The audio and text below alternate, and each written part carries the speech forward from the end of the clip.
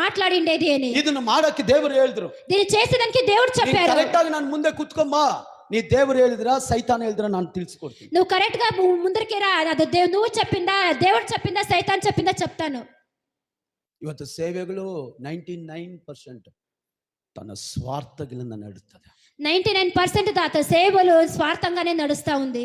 ನನಗೇನ್ ಬರುತ್ತೆ, ನನಗೇನ್ ಘನ ಕೊಡ್ತಾರೆ, ನನಗೇನ್ ಸ್ಟೇಜ್ ಕೊಡ್ತಾರೆ, ನನಗೇನ್ ಮೈಕ್ ಕೊಡ್ತಾರೆ, ನನ್ನನ್ನು ಹೆಂಗ್ ಟ್ರೀಟ್ಮೆಂಟ್ ಮಾಡ್ತಾರೆ ಸಭೆಯಲ್ಲಿ, నాకెలా ఘనతలు వస్తుంది, నన్ను ఎలా రూపిస్తారు అనే.